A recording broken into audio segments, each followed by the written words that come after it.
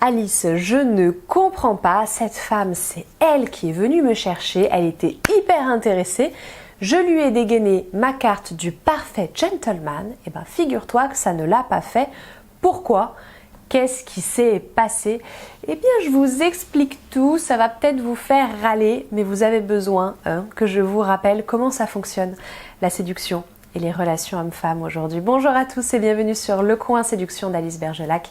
Je suis Alice Bergelac, votre coach pour comprendre et satisfaire les femmes.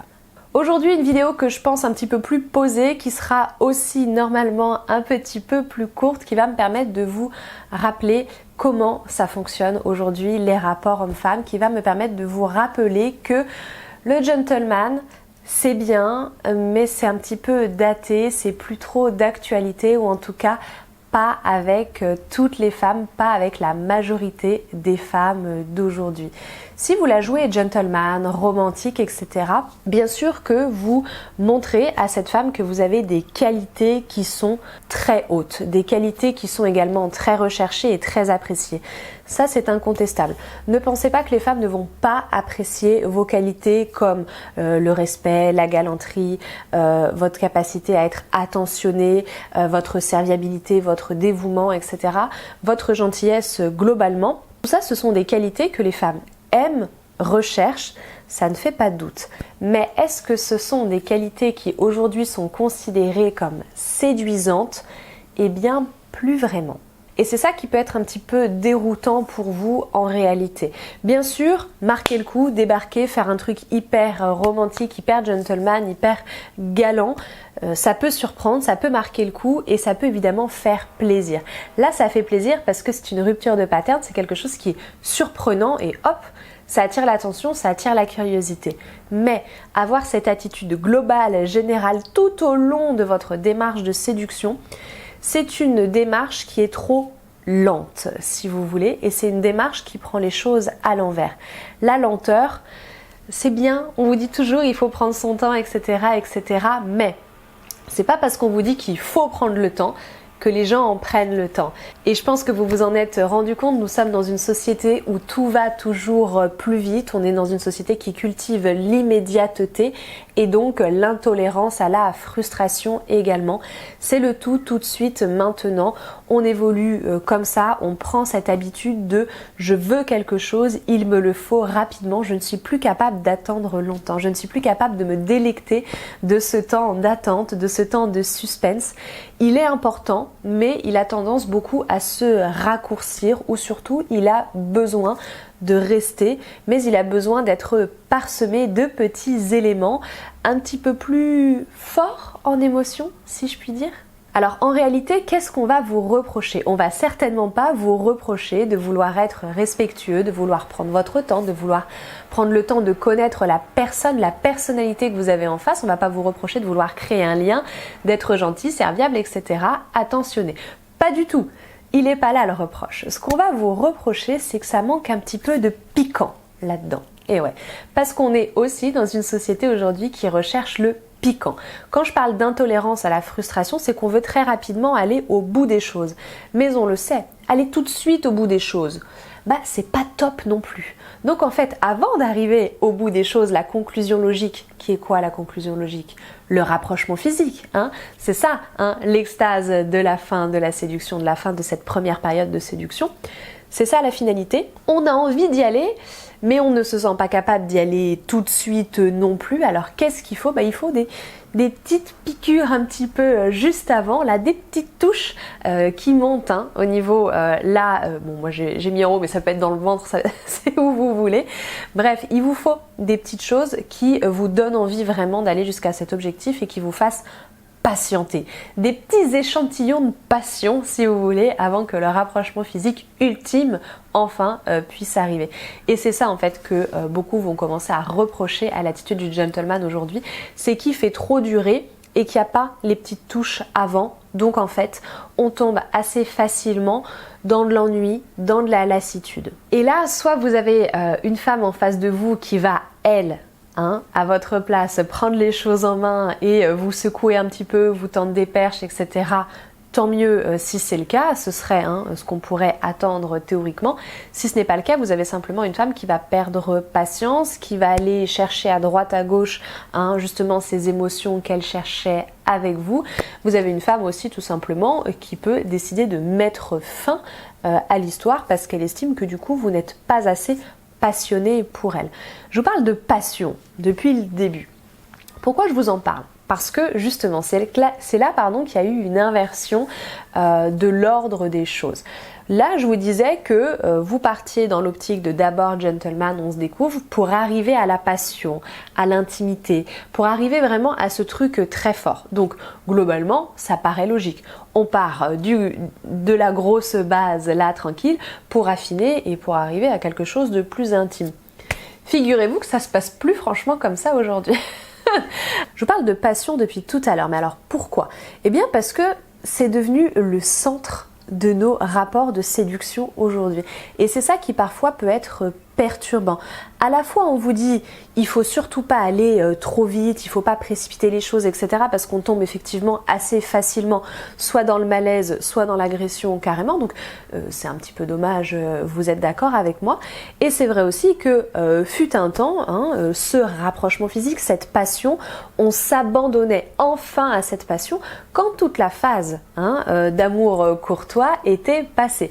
Quand enfin on avait laissé tomber les barrières après avoir laissé durer suffisamment longtemps cette période justement romantique où on se tourne autour, où rien ne se passe, pour avoir le plaisir de succomber, si vous voulez, à la passion, au rapprochement, à l'intime. Ça, c'était avant. Alors aujourd'hui, c'est pas l'inverse non plus, il faut pas déconner si vous voulez, en tout cas pas en termes, on va dire, de réalisation de tout cela. Mais c'est vrai que les valeurs ont tendance à être inversées. Aujourd'hui, on est dans une ère où les priorités individuelles sont différentes. Vous savez, vous avez sans doute déjà entendu parler de la pyramide des besoins. Et en haut de cette pyramide, forcément, il y a aussi l'accomplissement dans les relations interpersonnelles, donc entre autres avec les relations amoureuses, sentimentales, sexuelles.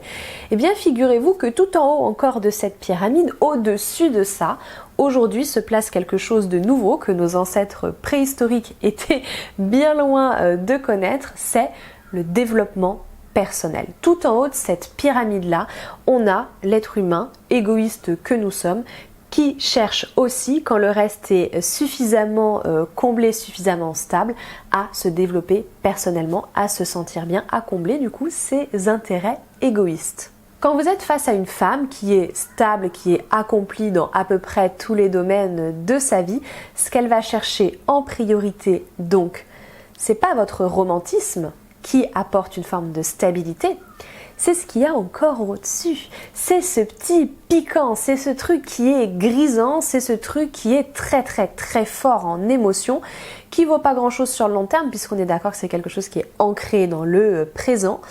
Mais c'est ça qu'elle va chercher d'abord.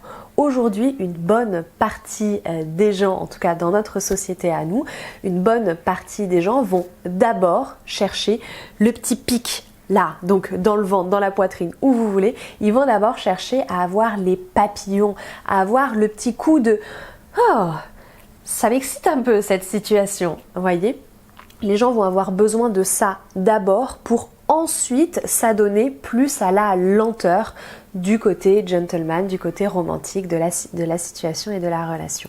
Si je résume, ça veut dire quoi ? Ça veut dire que cette femme, elle n'est pas du tout contre toutes vos qualités et toute votre attitude de gentleman, mais ça c'est aujourd'hui insuffisant. C'est quelque chose qui est hyper sécurisant, qui est hyper apprécié comme je vous le disais et qui est nécessaire de toute façon si vous voulez construire quelque chose. Donc ça c'est top, vous n'avez pas à le changer.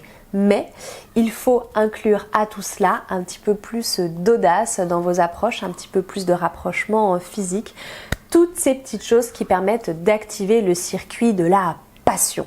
Autrement dit, si cette femme, elle vit pas ces petites émotions bien fortes, votre romantisme, elle va l'apprécier, mais elle n'en aura que faire. Elle se dira « Ok, et… » ou alors « Ok, et c'est quoi la suite ? Ensuite, on y va ? Bon, j'ai pas tout mon temps. » Plus ou moins, bien sûr.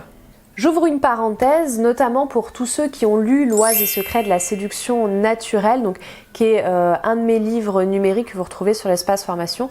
Il est un petit peu plus technique, un petit peu plus avancé, puisque avant de vous parler de l'application pratico-pratique de la séduction, que j'aborde évidemment, sinon aucun intérêt, j'explique quand même assez longuement toutes les théories de psychologie sociale, psychologie évolutionniste, etc., etc. Et notamment en psychologie évolutionniste, du coup, pour en revenir à mon sujet, dans ce livre-là, je vous développe ces théories-là et je vous parle notamment du rôle de l'homme dans la séduction et dans sa relation amoureuse avec les femmes. L'homme qui peut être donc soit un lover, le lover c'est justement celui qui provoque la passion, le désir, soit un provider qui va être plutôt celui qui est pourvoyeur de ressources, autrement dit c'est celui qui apporte la stabilité. Donc ressources à l'époque, d'antan on est d'accord, c'était essentiellement matériel. Aujourd'hui, certes, il y a le matériel pour certaines personnes, mais ça va être aussi surtout la stabilité sentimentale, stabilité de la relation globalement. Le provider, c'est donc notre fameux gentleman. Et là où je veux en venir, c'est que beaucoup de personnes ont eu tendance à lire peut-être un petit peu trop vite ou un petit peu trop rapidement tous ces écrits sur la psychologie évolutionniste et n'ont pas compris qu'en réalité le rôle du lover et celui du provider n'étaient pas opposés. En termes de stratégie reproductive, l'homme n'a pas décrété que seul le lover était destiné à perpétuer les gènes et le provider condamné à être le cocu qui élève les gamins et la progéniture du lover. C'est pas ça. La stratégie reproductive de l'homme, c'est au contraire. Donc l'homme avec un grand H, c'est au contraire d'avoir un homme masculin donc qui incarne ces deux rôles, à la fois le lover et à la fois le provider. Et on retombe directement sur ce que j'étais en train de vous expliquer plus haut, à savoir, oui, cette femme a besoin de voir et de constater que vous êtes stable, que vous pouvez offrir cette stabilité, mais elle a tout autant besoin de voir votre potentiel en tant qu'amant. Bref, elle veut vibrer tout en étant sécurisée. Elle veut le beurre et l'argent du beurre. Et vous savez quoi ? Mais vous pouvez l'être, alors ne vous en privez pas. Finalement, je vous ai dit que la vidéo serait courte, j'en suis pas certaine. En tout cas, moi, mon rush, il est un petit peu long. On verra ce qu'il en restera à la fin du montage. J'espère que cette vidéo vous a intéressé. Vous pouvez la liker si c'est le cas. Vous pouvez vous abonner à la chaîne également. J'espère que cette même vidéo vous a permis de voir les choses un petit peu différemment. N'hésitez pas, bien sûr, à vous exprimer dans l'espace commentaire si c'est le cas ou pas, bien sûr. Vous me retrouvez sur Facebook, sur Instagram, @lecoinséduction, sur l'espace formation, donc formation@lisbergelac.com, là où je vous disais donc que se trouve Lois et secrets de la séduction naturelle. Il n'y a pas que ce livre, si vous n'êtes pas trop technique et voilà, si vous n'êtes pas trop intéressé par ça et que vous voulez plutôt des choses plus pratico-pratiques. Il y en a d'autres, des livres qui sont plus terre à terre. J'ai des formations vidéo aussi, j'ai les coachings si vous préférez qu'on parle directement à l'écrit ou de vive voix. Tout se trouve là-bas et sinon, dans tous les cas, moi je continuerai de monologuer ici sur YouTube tous les lundis, tous les vendredis, 18h30. Merci d'être resté jusqu'au bout, je vous dis à très bientôt et au plaisir.